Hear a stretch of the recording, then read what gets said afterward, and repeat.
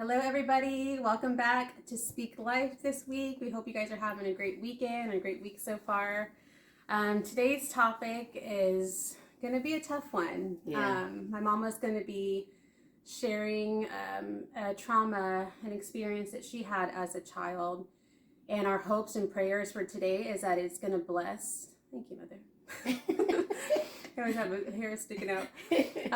That is going to bless another kid, another teenager, or an adult that has gone through sexual molestation as a child, and to really break free from that, or just to remind someone that is experiencing it or has experienced it that you are not alone. And just to give examples of what my mom chose to do, how she broke free of that trauma in her childhood, and living an abundant life afterward, and having a peaceful life after a life abundantly that God has called on her life. And making that choice and walking in forgiveness, and how she even chose to walk in forgiveness towards that person after experiencing this type of trauma as a child. What does that look like? How long did that take? So we're going through, and just also she's going to be sharing tips of like parents, what parents can be aware of if you're just signs to look for if you're, have a child and they've dealt with this, or just things to be aware of, to kind of raise awareness with other parents and letting them know what to look for, so that our children are not being molested. And going through a lot of topics today that are going to be hard for her to talk to. So thank you, Mama, for sharing it. I know this is going to bless someone else. I think the whole purpose, is that it would bless someone else or help you. That we would testify, that we would speak up and say, hey, you're not alone. I went through this too, and it's going to bless somebody else. So we're going to get straight into it. I just want to kind of, if you can kind of set the tone or let us know like what happened, kind of bringing us back. And I know that's hard for you to go backwards. Don't make it. She's gonna make it hard on our mom. I don't. She's a crier. I'm a crier, and we've talked about this a lot, and we've counseled other women, and she's talked about it, and I've been in the room, and it was really hard for me to hear. It's always hard for me to hear because I love you so much, but I know that it's going to bless somebody else. And I was telling my mom before we started, like, I think about my daughter and how you've raised me. And so I think about other kids watching, or other teenagers. I know a lot of the youth I used to be with is watching. I love you guys. And I just know that this is going to minister to somebody else that has gone through this, or to help prevent someone going through this, just to be aware. So Mama, if you can kind of let us know, like, how old were you when you were sexually molested, and kind of let us know what happened. Okay. First, I want to say that any age is a horrible age. It should never happen. It's terrible that we live in a world and in a place where these things do happen, and they usually happen by family members or people that are close to you, or whether it's teachers, aunts, uncles, grandparents, moms, dads. It doesn't matter who it is. It should never happen. So I want to make sure that that's absolutely clear. I also want to make sure that it's absolutely clear that it is not your fault. You have done nothing wrong, or you have done nothing to cause someone to do something to hurt you. I know that I was very young, so she asked me how old. I was 5 years old, and that is an age where no child, any child, even babies, should not be touched in any possible way. I was not fully molested, but I think it was trying to go that way, or go that route. But I was always in a situation where I wasn't never always alone. It was a family member, and it was absolutely horrifying for a child, and the fear that they put inside of you. So I was 5. I know she's got questions for me, so I want to stay along the questions, because the questions are so good, and I can elaborate a little bit more. So I was at the age of 5 years old, and it was a family member, and it was continual. It happened quite often, and I hated it. Of course you hated it, and it's a terrible, scary feeling, and you don't know what to do with it. But all I can say is that this is going to sound so crazy to so many people, but the Lord was always with me. And I have heard before, when I counsel other women, and they say, how can you say that if you were going through such a terrible experience? Because he was. There were so many incidences that happened, and I was so scared and in fear. It was almost like if I was having an outer body experience, like I knew that the Lord was there. I knew in the fear and the scariness, it's almost like my mind or my soul had gone somewhere else until the act was over. And I never, and for, if there's children watching, I don't know, hopefully the parents are with them watching, but I never got to the point where I was completely, fully molested, where it's like all the way. Like raped? Or Yes, like raped. I was more touched, fondled, pain, pressure of hands or touching me, doing things I didn't want nobody to touch me, hands, whatever, like that, but not a full act of, I don't know how to describe it, like intercourse, a full act of intercourse. But regardless, it was something that I did not want. Of course, I was a child. So let me keep going go to your next question, and I'll try. No, I just, I mean, when that was happening, it's a tough did you subject, feel? you guys. I'm I sorry. know, it's okay. Did you feel like you were afraid to speak up? Like, did you feel like I was very you afraid to seen it speak up? coming, or did you like what was going through your mind? I knew from the point every time we went to this person's house that as soon as I saw him, I would try and stay my hardest around my mom or like with the other kids, just like just so that I could never be pulled away alone. But there was always a time where he would be able to pull me alone and pull me away. And even though there was people there, he would always cover my mouth or I was just so scared at 5 years old. And you're being forced to do something. And I always remember pain, if anything, as I'm older now. So I think that God has really healed my mind and my heart of what I used to remember all the time. But I always remember that there was pain. So I knew that he was forcing me down by pain. I remember the pain of being forced down and my hands over my mouth and just things happening that should not be happening. I know anybody that's been in my situation, you know what I'm talking about and what you experience. So God, it's so hard to describe what you feel. I was afraid to tell because he would tell me things like, I'm going to hurt your sister if you tell. And I have a sister that I was really close to when I was little, so then you're thinking, oh my gosh, it's going to be one of my siblings. And I'm the youngest of 5 children. And if you tell, nobody's going to believe you and everybody's going to hate you. And you're just like this little girl and you'd want to go tell. I would want to tell like my aunt. I would want to tell her, but I was afraid of her too. And I wanted to tell my mom, but I was afraid that everybody was going to think it was me or that I did something wrong. And he's way older than me, but when you're a child, you cannot put that kind of fear in a child and then expect them to take the responsibility of an adult as logic because they don't have it at 5 years old. At 5 years old, you're just scared. At 5 years old, I didn't want nothing to happen to my sister. So you just don't say anything because you just hope that maybe when your mom looks in your eyes, she'll know that something's not right. Maybe when you're begging not to go somewhere, that somebody in your family will see that something's wrong. When children are scared, they act different. They get reserved. They pull back. They get quiet. And I was hoping that in all that, even with my siblings, my sisters, and I want to tell my brothers because I knew they were older and they were stronger and I knew that they would protect me, but I just couldn't because I was so worried about my sister. I think that being fear is what the enemy always uses against us, is to hold you in fear. Because when you're in fear, you don't know the outcome.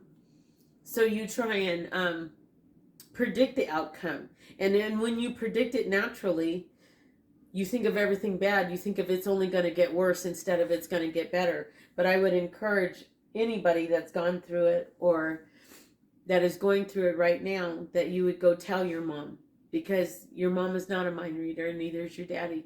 And if it's happening from them, then go tell your aunt or someone that you feel safe with. And this is the most important thing, is that as a child, you need to feel safe with someone. And I think for me and this person, he was taking away everyone that I felt safe with, because my sister's older than me only by a year, but she's older than me. So I thought, this is the threat that he's putting before me. Now he's way older than both of us, So if you're telling me you're going to tell her, then I'm not going to tell her because I don't want nothing to happen to her. And if I can't go tell my aunt because I'm scared of her because it's her kid, then, and he was a teenager. So you're just like, it's just very, very difficult and hard. And then, so you go to your mom, and yet your aunt is your mom's sister. So you're like, I don't want to, what am I going to do? I want you to just know. I want you to see it in me. I want you to recognize, but they can't. And this is where I think the Lord comes in. God has always been with me, and he is with you too. And even though you say, but I can't see him, I can't explain who he is and how great he is, but he's there, and he comforted me, and he protected me. Even though so many people that I've counseled would say, how did he protect you if you went through that? He protected my mind. Because see, this outer body and this flesh is just flesh, but he protected my mind, and he created in me a new mind and a new heart and a new way to forgive. And all this circle of life that I've been through, it comes back to forgiveness, which is one of the greatest attributes we can have, is to have the ability to forgive someone that you don't love. It's so easy for me to forgive her for anything, even though I've never had to. But it's easy for me to forgive the ones you love. But is it easy for you to forgive an enemy or someone that's hurt you or come against you? Because that's the forgiveness that the Lord is talking about. And even though we go through hard times and tragic things and trauma in our lives, God gives us the ability to forgive. Now, at 5 years old, I didn't know I was going to turn out to be a pastor. I didn't know I was going to turn out to preach the word.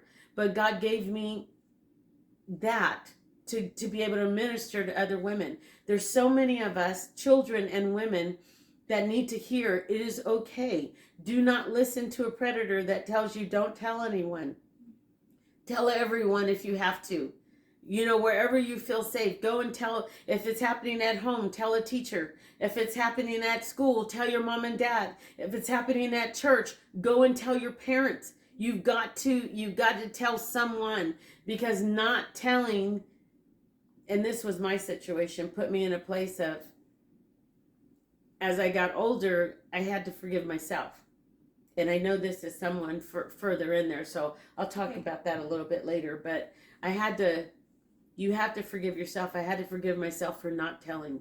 Because at some point in your life, and this is why I'm encouraging you to tell someone, at some point in your life, as time passes, you begin to blame yourself. Because you start to say, as you get older and wiser, well, maybe I should have told somebody. Maybe it was my fault because I didn't tell anybody. Maybe this kept happening because I didn't say anything. Fear holds you back from doing a lot of things that you wish you wouldn't have done. So I encourage you to tell someone, but first and foremost, it is not your fault. It's so hard for us to blame ourselves, but we do. So I'm going to let you ask me something You've else. already kind of touched on a lot of stuff. Just thinking, like, how did you feel, just thoughts in my mind, like, how did you feel after the fact? Did you feel like shame? Did you feel like more fear? Like, how did you walk away from that each time and pretty much overcome? And I know you were so young as a child, but even overcoming the statistics as you became a teenager or older, like, how did you survive all of that and not, like, the statistics saying when you're sexually molested, so many people either question their sexual identity and are confused of what they want and what they don't want, or they go and abuse another child as well, or their siblings, or grow up and indulge in sexual abuse. So, like, afterwards, like, how did you feel? And as the years went on, like, how did you overcome the thoughts, or like just dealing with that experience? Like, what kept you going? I think for me, and I'm saying for me because everybody's situation is different, and yet it's the same because we all feel the same thing. But I think for me, the Lord kept me going even at 5 years old. He was just present. I can't explain if that makes sense to you or don't, but he was present. And maybe because I think I've always called upon him in times of tragedy in my life, or times of trauma in my life, or something big or scary, or I've always known to call upon the name of Jesus. And I think that he has kept my mind sound. He has kept me knowing that I'm more than my experience. I am greater than the experience that I'm going through. That experience in my life was not going to define who I was as a person. I've always had aspired to have dreams and hopes and want things in life, and I think that God gives us that. And predators, the enemy even, comes to take that away. And I want to explain something too. I think that when I was younger, I didn't have any compassion for this person whatsoever. When I was younger, I would hope and pray, and it's a horrible thing to pray, that the worst tragic experience of death could happen to this person. I would hope everything inside of me that this person would die of something horrific, something, because I felt like that would be punishment for what they're doing. But when you're growing up, and this person is still growing up alongside you because it's a family member, you can't stand them. You want the worst for them. But at the same time, there was something in me that did not like that feeling of wanting bad or harm for someone else. And that's the Holy Spirit. That's where I believe God always steps in and keeps me. When I say I have a sound mind, I believe I always kind of looked at a situation and said, this is wrong, but I don't want it to consume me. Even though for many, many years, and I'm not going to even try and deny it, for many years it did consume me, and I felt like it was ruining my life. I felt like it was like taking over my mind, or I've always had to walk in fear. We moved away from this family at a young age, so I was like super happy at that point. So I got to have my teenage years without incidents, and that was like, and I think even when I was a teenager, like about 13, I remember this person coming over to our house, and by this time I told my brother, and so my brother handled the situation. That's all I'll say about that. He handled the situation, because I think this person tried it again, and my brother was like, no. And so it's hard. And yes, even then that was a satisfying moment for me, but I felt wrong. I felt bad. I felt something inside of me is not the way Christ would handle things. And so as I got older, I started actually having compassion. And that just sounds outrageous and like, no, I'm not having compassion. No. But that's the forgiveness part. The part of, I'm not going to forgive you because I love you, you're my daughter, but I'm going to forgive you because you're an enemy to me. So I don't have to. We come into a place as humans as to say, I don't have to forgive. But we do have to forgive. It's for us. I think forgiving this person set me free. It set my heart free. And my mom, when I finally told her when I was way older, she told me, honey, you have to forgive. And I remember being so mad at my mom, thinking, I would never say that to my daughter. I would never tell her that she needed to forgive somebody that was like hurt her like that as a child. Because I thought of my own daughter, like, no way, I will cut your head off. I will give you the worst death that you could think of because of the love that I have for my daughter. But you know what I've learned? That the love my mom had for me was greater than I could ever understand. Because she knew that in forgiveness, it wasn't for him, that it was for me. And I'm sitting here today telling you that the forgiveness is not just for them. It is, but it isn't. It is for you, because it allows you to move forward in life with freedom, without, because hatred and hard feelings against someone else, God didn't make us like that. He didn't create us for that. And this is before I was a pastor or in the ministry. And I thank God to this day for my mother telling me to forgive, even though I was so mad at her at the time. I thought she could never understand. And why would she tell me that? Because she knew. My mom had been raped in her life, God, I think like 10 times or something horrible back in the day. And she had been raped so much. So I think my mom learned early on in life, if I don't forgive, then I'm going to be a victim for the rest of my life. And when you forgive, you are no longer a victim. You are no longer a victim. You know, the worst thing that the enemy doesn't want us to do is to walk in forgiveness. Because God says faith, hope, and love. And of these, the greatest is love. When we can forgive, we are operating in a standard of love that this earth has no idea. It's a totally different standard. You know, to love the way God loves is beyond a measure that the human mind cannot comprehend.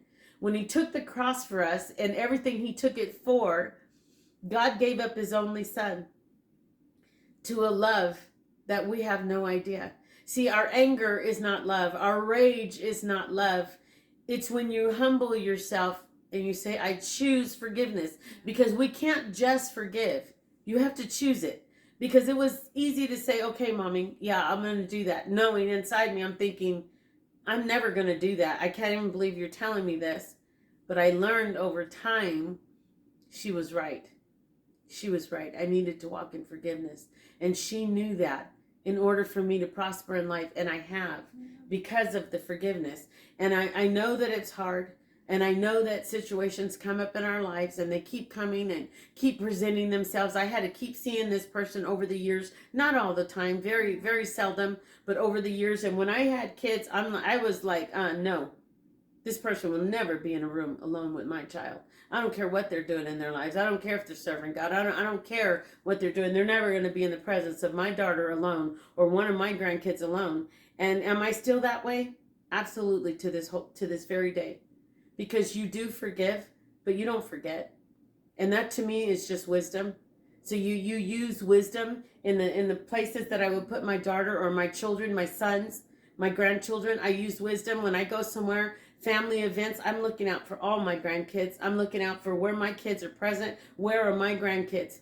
Because things happen. We don't want them to happen, parents, but they happen.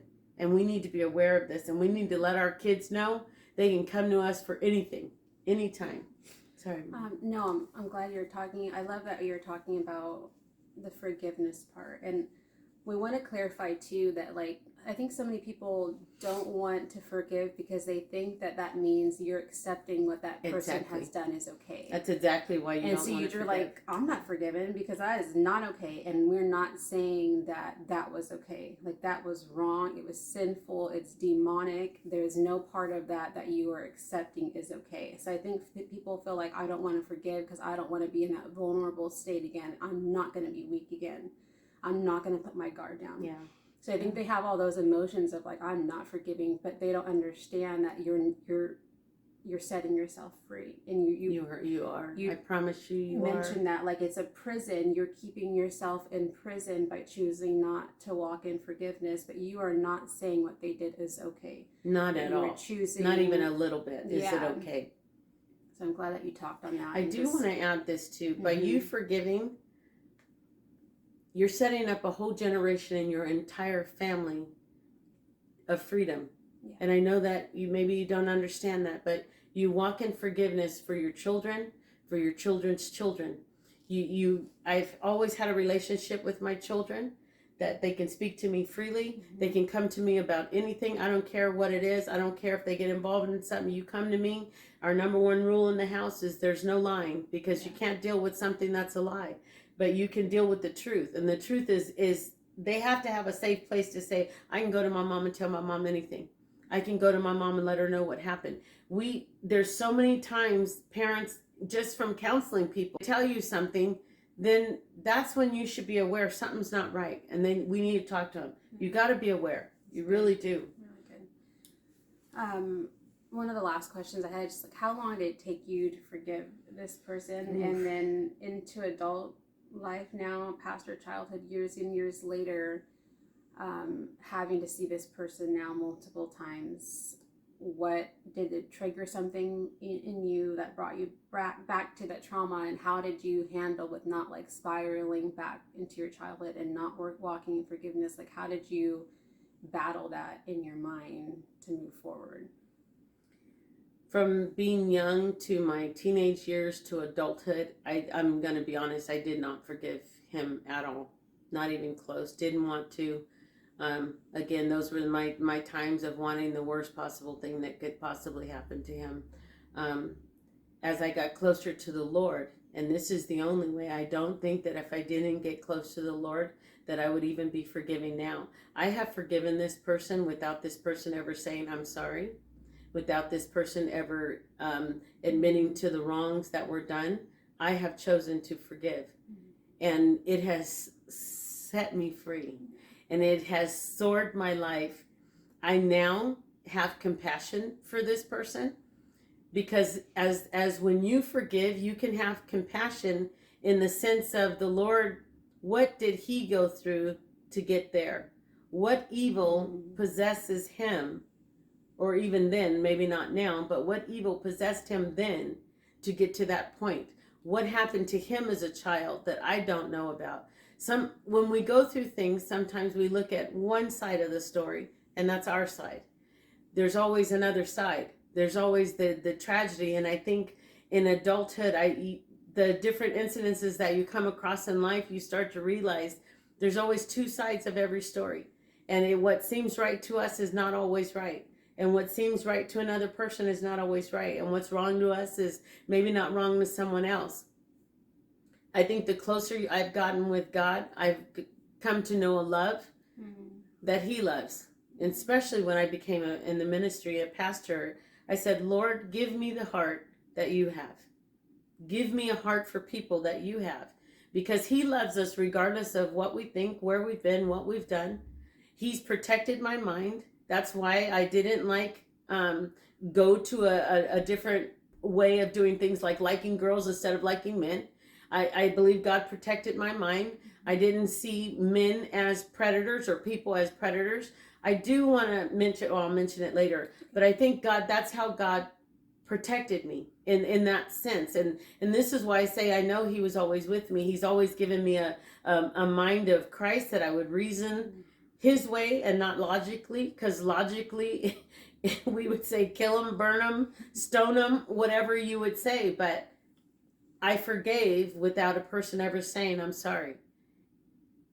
Probably because sorry would not have been enough to take a child's childhood away, or make them walk in fear for so many years, or be vulnerable to something that is so sickening, that we have to go through. But I would absolutely say it's the Lord. I know it is 100%. It is him.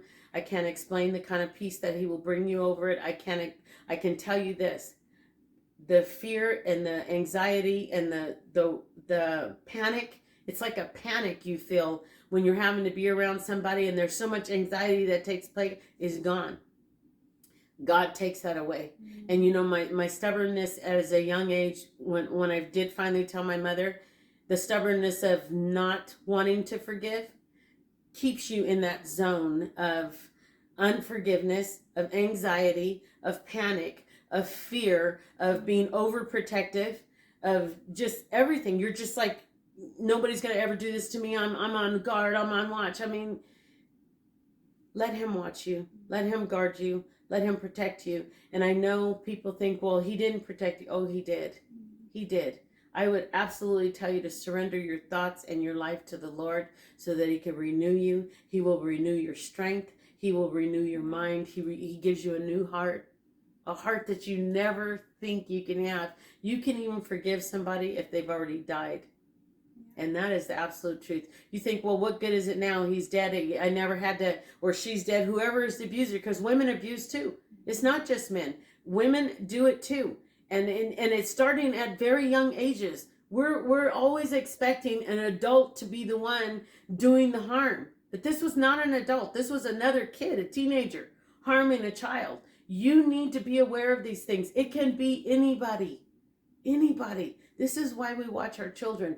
Pay attention to these things. It takes spiritual maturity. Absolutely. What you just touched on. I don't know. Really did I does. answer your question right? You did. Okay. Yeah. But touching on what you just said, there's so much freedom in that. I remember praying that to go get over things in my own life. I was like, Lord, help me to see this person as you see them. Help me and that starts digging up like what you're talking about, like seeing them as a child. And seeing like what root did this, where did it start from? Where did it come from? And truly having compassion, like that takes a lot. That takes a spiritual maturity that can only come from Christ, because that is not our natural selves to go to that. But if you like praying that over someone, your enemy or someone that's brought harm to you, is life changing. It's life changing. changes everything. Everything. And I know it seems like you're thinking, there's no way. It changes everything when you choose to forgive. You have to choose to forgive. I have a couple more questions, but what would you, and I know you've kind of touched on this already, but what would you tell someone that's gone through a hard time like this after experiencing this type of trauma right now? What could you tell them? If you're a baby, a child, to me, a baby is like in child school age, go and tell someone. Even though you're afraid and you think, I can't tell no one, I'm going to get in trouble. There is good people there. Pray to the Lord. Ask God, who should I tell? Where is a safe place? God will give you an answer. I promise you, He is with you. He loves you. He will tell you and lead you who to talk to. He will direct you. If it's happening at home, tell a teacher. I know you're thinking, well, there's no possible way because then they're going to take me from mom and dad or because those are the fears that you have. Those are the anxieties that you have. But if mom and dad or someone in that household is hurting you, if it's dad, then you go tell your mom. If you're in a bad situation, you have to tell an adult that is going to help you, whether maybe it should be an aunt if it's happening in the home. If it's your dad, maybe you should tell your aunt, whoever you're close to, or someone like that can remove you from the home and have you stay with them. You're not absolutely moved out of the family, but that's a situation. It's for your good.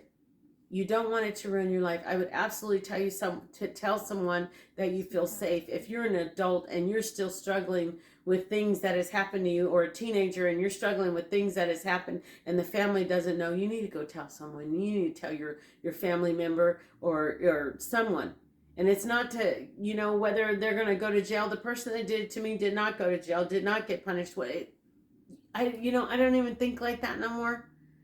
I know that God handles it. I know it's hard to believe. It's so hard to believe that the God that you do not see, and yet we believe that He handles these situations, but He does.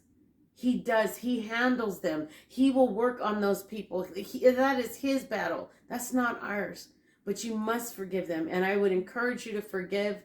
I would encourage you to absolutely, at any age, get it out. Tell someone, but walk in forgiveness. No matter what you do, walk in forgiveness. Say, I'm choosing to forgive. Whether I feel it or I don't, I'm choosing to forgive. I don't feel it right now, but I'm going to take a choice to stand on what God wants me to do. Because He says if you don't forgive, then His Father in heaven won't forgive you. Because we've all trespassed. We've all done sin. And sin is sin to God.